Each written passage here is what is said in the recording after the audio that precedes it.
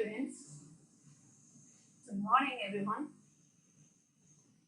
So today we are going to learn a very interesting poem written by Once Upon a Time, written by Gabriel Okara. Gabriel Okara is a Nigerian poet. So coming to the title of the poem, Once Upon a Time. What is the meaning of once upon a time? Once upon a time means it talks about the past. You see, when we tell stories to children, we usually say long, long ago, once upon a time. These words are used. Here, Gabriel Okara is actually a Nigerian poet. He was born in 1921 and he was under the British rule. His country was ruled by the Britishers. It was colonized by the Britishers and they got freedom in 1960 and around those years. So he was under the slavery. So we can understand the poet's feelings here in this poem. The setting of the poem is actually an African's feeling towards his culture and also how this poet experienced or noticed a change in their culture, in their behavior and in their attitudes. And so this poem, Once Upon a Time, is actually Gabriel Okara's feelings towards his culture and people. As you can see, the poem is divided into 7 sections, and the first part of the poem is actually reflects innocence, how they were in the past లో వాళ్ళు ఎలా ఉన్నారు, వాళ్ళ country people ఎంత ఇన్నోసెంట్గా ఉన్నారు, అది first పార్ట్లో reflect అవుతుంది. ఈ second part is actually experience. Second part వాళ్ళ యొక్క ఎక్స్పీరియన్స్, కాలనైజేషన్ వలన కంట్రీ ఏ రీతిగా వాళ్ళ ప్రజలు వాళ్ళ యొక్క హ్యాబిట్స్, వాళ్ళ కల్చర్ ఏ రీతిగా మారిపోయిందో అది సెకండ్ పార్ట్లో Gabriel Okara describe చేశాడు. And the last part actually is the poem is contradicting and contrasting and constantly reflecting the 2 times of their life. So Gabriel Okara actually died in 2019. So he had seen his own native culture as well as colonization, and after colonization, after they got independence also. So he reflects the 2 times of life, colonization and after the impact of colonization on African culture. Now we shall read the poem. The first stanza. Once upon a time, son, they used to laugh with their hearts and laugh with their eyes. But now they only laugh with their teeth, while their eyes block cold eyes search behind my shadow. Once upon a time, son. So this poem actually is in a narrative form. It's a nostalgic poem Nostalgic means remembering and recollecting the past. పాస్ట్ని recollect చేసుకుంటూ గుర్తు చేసుకుంటూ ఒక నెరేటివ్గా ఒక conversation స్టైల్లో ఈ poem ఉంది. And తన ఫీలింగ్స్ అన్నీ కూడా తన సన్తో తన కుమారుడితో షేర్ చేసుకుంటున్నాడు. కుమారుని కళ్ళల్లో ఇన్నోసెన్స్ని చూస్తున్నాడు. He doesn't know anything about all these things, the shift, the cultural shift in their life. So he tells his son, and so thus once upon a time, son, they used to laugh with their hearts. You can also see this word used to. Used to means they నవ్వేవారు, చేసేవారు, ఒకప్పుడు ఇలా ఉండేది అని చెప్పబడుతున్నటువంటి sentence అది. ఒకానొకప్పుడు మనుషులు హృదయం అంతటితో కూడా నవ్వేవారు. They used to laugh with their hearts. Hearty laughter used to be there, and laugh with their eyes. There were smiles in their eyes. సంతోషంతో నిండున్నటువంటి కళ్ళు ఉండేవి. But now they only laugh with their teeth, while their eyes block cold eyes search behind my shadow. So but now they only laugh with their teeth. కానీ ఇప్పుడు వాళ్ళు కళ్ళతోనే పళ్ళుతోనే నవ్వుతున్నారు. They show for their teeth, they expose their teeth to reflect laughter. నవ్వుకి ప్రతిగా just పళ్ళును చూపించేస్తే అదొక నవ్వుగా వాళ్ళు ఎంచుకుంటున్నటువంటి దినాల్లోకి వచ్చేసాం. పూర్వ రోజుల్లో అయితే మనుషులు ప్రేమంతటితో చక్కటి చిరునవ్వుతో కళ్ళల్లో నవ్వుతో వాళ్ళు నవ్వేవారు. కానీ ఇప్పుడు ఎలా ఉందంటే ఒక పళ్ళు బయటకు పెడితే if they expose their teeth, that itself becomes a laughter. Why there is black cold ice. What is ice black cold ice? It's a metaphor which tells us that there is no expression in their words. Their eyes block cold eyes. There is no expression. Search behind my shadow. So people have become without expression, without warmth and without love. మనుషులు ఎలా తయారైపోయారంటే వాళ్ళకి ఇంకా కంటిలో ఏ విధమైనటువంటి expression లేదు, ప్రేమ లేదు, జాలి లేదు. So this is the situation. Coming to the second paragraph. There was a time indeed they used to shake hands with their hearts, but that's gone, son. Now they shake hands without hearts, while their left hand search my empty pockets. There was a time indeed. There was a time indeed. ఒకనొకప్పుడు ఒక సమయంలో ఏం జరిగేది? There was a time indeed they used to shake hands with their hearts. Again another aspect, shaking hands with their whole hearts. That means indication of warmth and love. వాళ్ళ ప్రేమను కనపరుచుకోవడానికి ఉదయమంతటితో shake hands ఇచ్చేవారు. But now that's gone, son. That is gone. It's no more there. ఇంకా అది అలాగా ఉదయంతో వాళ్ళు shake hands ఇచ్చుకోవడం అనేది లేదు.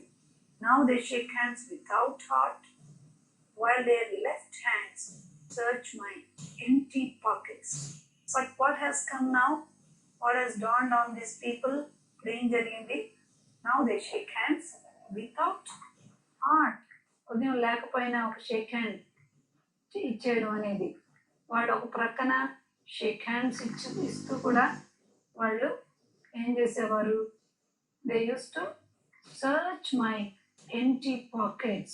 What is searching empty pockets? Who will possess empty pockets? ఎవరికి ఖాళీ జేబులు ఉంటాయి? పేదవాళ్ళకి. సో మనుషులు జేబులు తడవడం, searching empty pockets, expecting something to be there, వాళ్ళకి ఏదో దొరుకుతుందని ఇలాంటివన్నీ ఆశించి వాళ్ళు జేబులు తడవడం, searching the pockets, always expecting something from the others. So that is searching the pockets here. Now they have another stanza. Feel at home, come again, they say.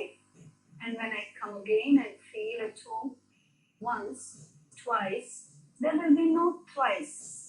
So then I find doors shut on me. Look at the experience of the poet here. Feel at home, come again, they say. So what do these people say? They say, come home, come home and feel at home with us. మా ఇంటికి రా, మీలాగే feel అవ్వు అనే మాటలు మనకి వినబడుతూ ఉంటాయి. So this poet also experienced the same thing. People asked him to come to their house and feel at home. And so this poet has gone to their house. At home once, twice, there will be no thrice. So this poet has gone to their home one time and second time also, and there will be no thrice, and no more third time.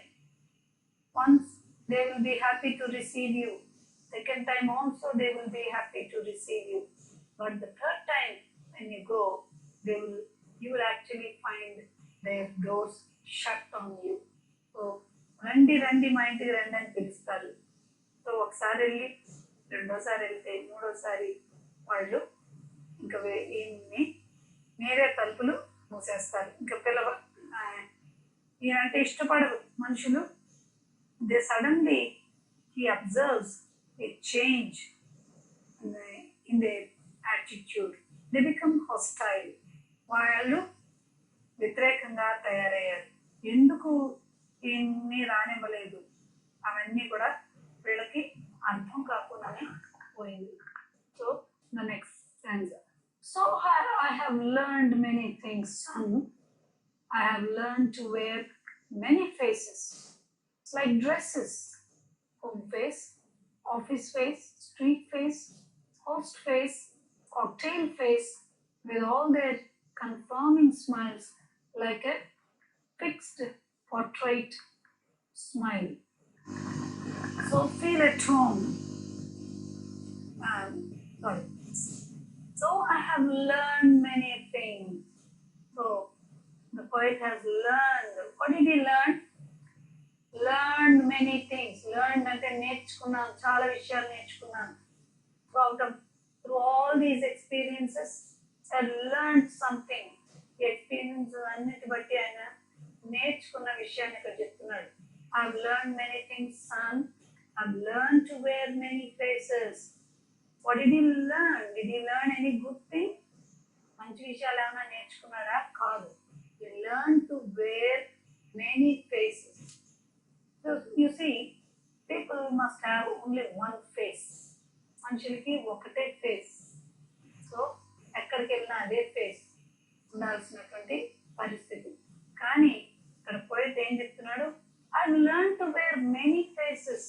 చాలా ముఖాలని ఎలా ధరించుకుంటాం? Dresses లాగా. చాలా డ్రెస్సులు అయితే మనం మార్చుకుంటాం, వేరే dress వేసుకుంటాం. ఫంక్షన్ డ్రెస్ ఉంటుంది, ఇంకా అలాగా ఆర్డినరీ డ్రెస్ ఉంటుంది, పార్టీ వేర్ అంటారు. So but the poet says I learn to wear many faces. చాలా ముఖాలని నేను ధరించుకున్నాను, like dresses. So these faces are almost like changing the dresses. ఈ ముఖం ఎలా ఉంది? డ్రెస్సెస్ మార్చినట్టే. ఏంటి ఆ dresses? Home face, office face, street face and post face, cocktail face. Home face ఇంట్లో ఉన్నప్పుడు ఒక ముఖం. Office face, when you go to an office, there you will get the office face. You will change to office face. ఇంటి ముఖం, ఆఫీస్కి వెళ్ళాక office ముఖం. When you are on the street, you must wear a street face. వీధిలో ఉన్నప్పుడు వీధి వాళ్ళలాగా ముఖం పెట్టుకోవడం. Host face. So who is a host? Host means ఆతిథ్యం ఇచ్చేవాడు. One who hosts people. So ఆతిథ్యం ఇచ్చేవాడి face. Cocktail face. Cocktail face means a mixed faces. When you combine all these faces, you will get a cocktail face. ముఖాలన్నిటిని కూడా నువ్వు mix చేసావు అంటే దాన్ని ఏమనొచ్చు అంటే cocktail face. Like cocktail drink. Cocktail drinks తాగుతారు కదా, mixing all the drinks they make a cocktail drink. So cocktail party ఉంటుంది. But the poet also coins a different phrase here, saying that you can also wear a cocktail face. With all their conforming smiles, you have conforming smiles. That means obeying unquestioningly. The meaning is given down here. You will obey unquestioningly. That means you will adapt to circumstances. ఏ ఎండకి ఆ గొడుగు పట్టారు అంటారు, లేకపోతే ఓసరు వెళ్ళిలాగా రంగులు మార్చారు అని తెలుగులో అంటుంటాం కదా. So that is cocktail face and then conforming smiles.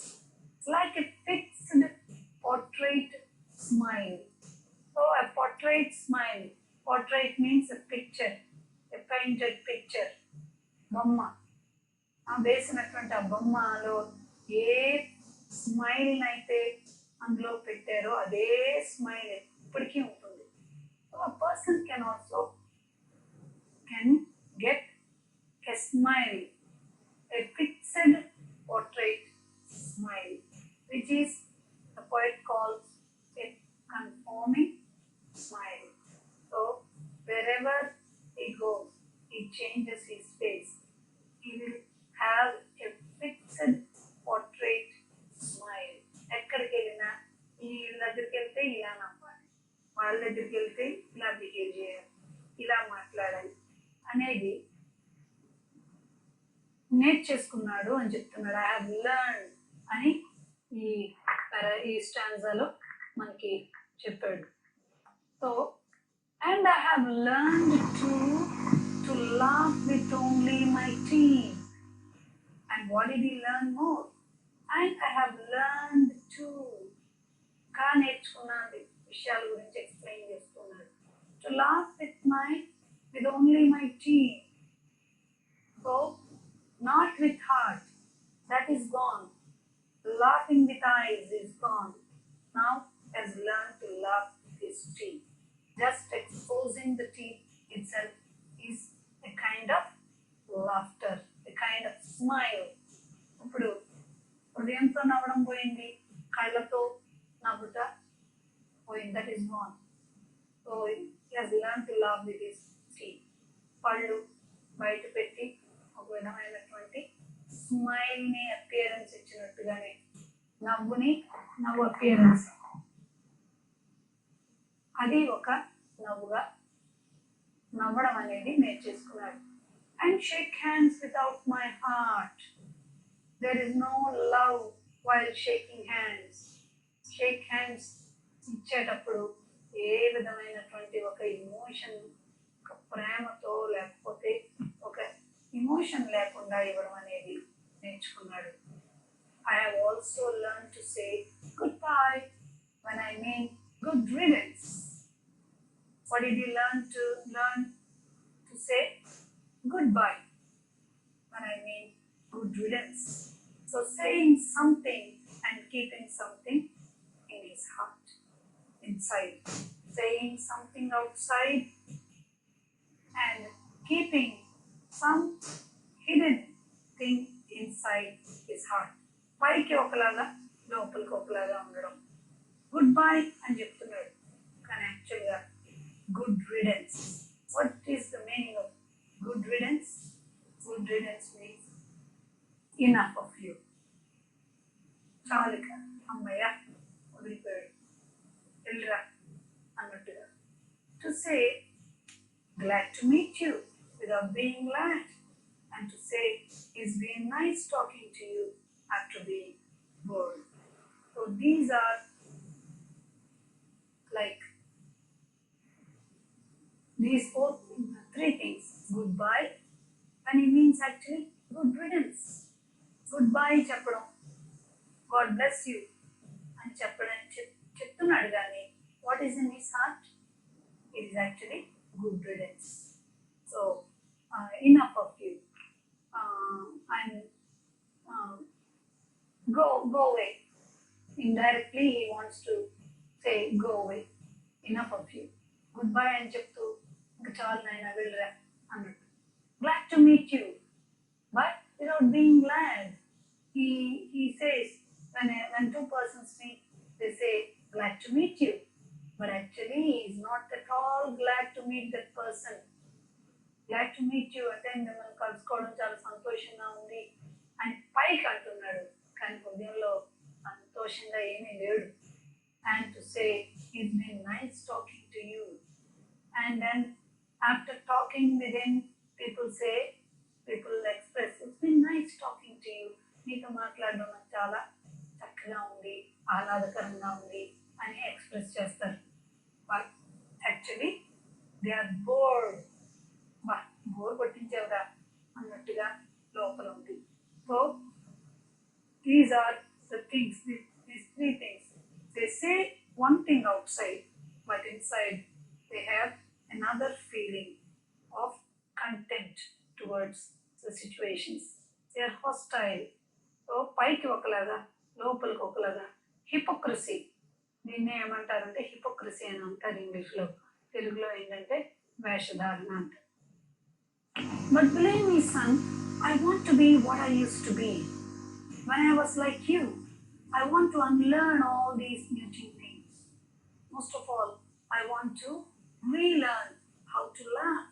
For my laugh in a mirror shows only my teeth like a snake's bare fangs. So, but believe me, son, I want to be what I used to be. So the poet desires to get back to the blaze of innocence. Like his son, how his son is so innocent of all these things. So people have become so hypocritical, but the poet wishes to go back to the days of innocence like his son. So he addresses his son, I want to be what I used to be when I was like you. When the poet was a child, he used to be so innocent, not knowing all these things. Poet చిన్నగా ఉన్నప్పుడు ఈ విషయాలు ఏమీ తెలియదు. పైకి ఒకలాగా ఉండడం, వేషధారణ, లేకపోతే ఫాల్స్ ఫ్రంట్ అంటే నవ్వు, నిజంగా నవ్వు లేకపోయినా ఒక పళ్ళు బయట పెట్టి నవ్వడం అనేది ఇదేమీ చిన్నవాడికి తెలియదు కదా. అలాగా నేను కూడా అలాంటి పరిస్థితిలోకి అలాంటిది నాకు కూడా కావాలి అని చెప్తున్నాడు. I want to unlearn. ఇప్పుడు అన్నీ నేర్చేసుకున్నాడు. అందరిలాగా ఆ దేశంలో ఆ కల్చరల్ షిఫ్ట్ అనేది జరిగింది. బ్రిటిష్ వాళ్ళ యొక్క కొలనైజేషన్ ఇంపాక్ట్ వలన నేర్చుకున్న వాటన్నిటిని కూడా తిరిగి మళ్ళా ఏం చేయాలనుకున్నాడు? He want to unlearn. దాన్ని వదిలేయాలనుకున్నాడు, దాన్ని మానేయాలి అని అనుకున్నాడు. He wants to stop all those things and he wants to get back to those olden days of innocence and freedom. పాత రోజుల్లో ఎలాగైతే ఉందో ఆ రోజుల్లోకే వెళ్ళాలని అనుకున్నాడు. All these muting things are these things which are quiet and suppress one's feelings. These feelings have actually suppressed these original feelings. ఒరిజినాలిటీని పోగొట్టుకున్నాడు. కానీ మళ్ళా వాటికి తిరిగి వెళ్ళాలని కోరుకుంటున్నాడు. He want to unlearn and relearn. నేర్చుకున్నవి చెడ్డ విషయాలు, చెడ్డ కల్చర్ని, బ్రిటిష్ వాళ్ళ యొక్క హిపోక్రిటికల్ కల్చర్ని వదిలేయాలనుకున్నాడు. And most of all I want to relearn, తిరిగి నేర్చుకోవాలనుకున్నాడు. How to laugh. For my laugh in the mirror shows only my teeth like a bare fangs. ఎలా నవ్వాలి అనేది నేర్చుకున్నాడు. When he saw his own laughter in the mirror, his teeth were like a snake's bare fangs. Snake's bare fangs అంటే పాము కూరల్లాగే ఉన్నాయి. తన యొక్క నవ్వు, తన పళ్ళు ఎలా ఉందంటే పాము కూరలు ఎలాగైతే చూపుతుందో, sharp teeth of a snake or a wolf కదా, వాటిలాగే ఉన్నాయని చెప్తున్నాడు. అంటే almost like a deceitful laughter, మోసగించే నవ్వులాగే ఉంది. There is no truth in his laughter, there is no sincerity, there is no honesty in his laughter. So he wants to relearn that innocent laughter like his son. So next, the last chapter, the last stanza. So show me, son, how to laugh. Show me how I used to laugh and smile once upon a time when I was like you.